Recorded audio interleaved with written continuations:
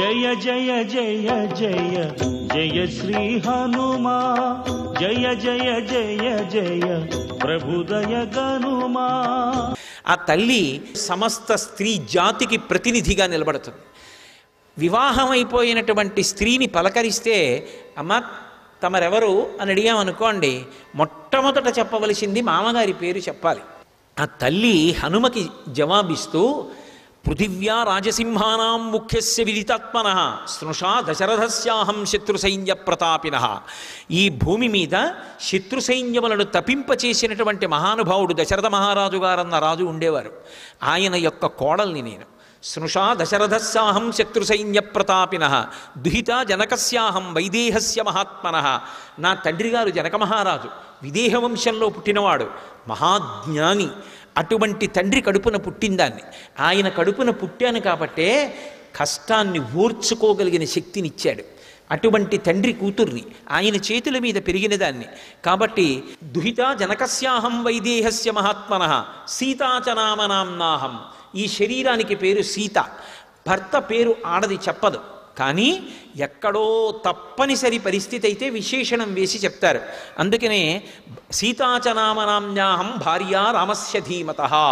ధీమంతుడు మహాబుద్ధిమంతుడైనటువంటి రామచంద్రమూర్తి యొక్క ఇల్లాల్ని నేనని చెప్పింది.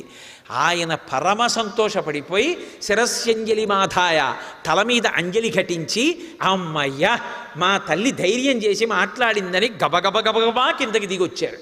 దిగొచ్చి అమ్మా అమ్మా ఎంత సంతోషం అమ్మా, నీ గురించి కదమ్మా దశ దిశల వానరములన్నీ వెతుకుతున్నాయి. అమ్మా నీ కోసం కదమ్మా వాలిని చంపేశాడు, నీ కోసం కదమ్మా సుగ్రీవుడికి పట్టాభిషేకం చేశాడు, నీ కోసం కదమ్మా పరితపించిపోతున్నాడు రామచంద్రమూర్తి. అటువంటి నిన్ను దర్శించానమ్మా, నా జీవితానికి ఇంతకన్నా సౌభాగ్యమే ఉంటుంది అని మురిసిపోయి, అమ్మా ఎలా ఉన్నావమ్మా, ఇక్కడికి ఎందుకు చేరుకున్నావమ్మా అని అడిగితే ఆ తల్లి చెప్పడం మొదలుపెట్టింది. నేను సమాద్వాదశతత్రాహం రాఘవస్య నికేతని భుంచ్వాన్ మానుషాన్ భోగాన్. నేను 12 సంవత్సరముల రామచంద్రమూర్తి యొక్క అంతఃపురంలో ఆయన భార్యగా మనుష్యులు ఎన్ని భోగాలు అనుభవిస్తాలో అన్నీ అనుభవించాడు. అది ఆయన గొప్పతనం. ఎంత పెద్ద మాట ఉందో చూడండి. ఒక మనిషి ఎన్ని భోగములు అనుభవిస్తాడో అన్నీ అనుభవించాడు. అంటే నిజంగా అనుభవించిందా పక్కన పెట్టండి. ఆ దాంపత్యం అలా ఉన్నప్పుడు ఒంటి మీద ఎన్ని నగలున్నాయి, ఎంత ఖరీదైన చీర కట్టుకున్నారన్న దానితో ఉండదు.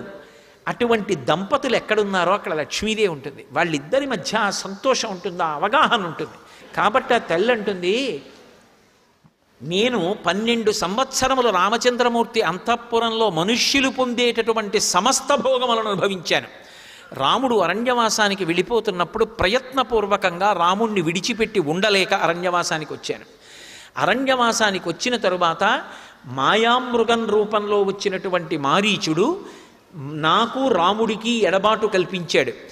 ఆ సమయంలో పరివ్రాజక రూపంలో రావణాసురుడు నన్ను అపహరించి తీసుకొచ్చి ఈ లంకాపట్టణంలో బంధీకృతురాల్ని చేశాడు. అడ్డొచ్చినటువంటి జటాయువుని సంహరించాడు. ఆనాటి నుంచి ఈనాటి వరకు రామపాదార విందములను స్మరిస్తూ రాముడు వస్తాడు నన్ను గట్టెక్కిస్తాడు అని ఆలోచన చేస్తూ ఇలాగే ఉన్నాను.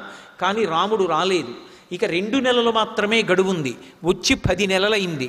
2 నెలల తరువాత తన ఉదయ ఆహారంగా నన్ను ఖండించి తీసుకొచ్చి వండి పెడితే తింటానని రావణుడు ప్రతిజ్ఞ చేసి ఉన్నాడు.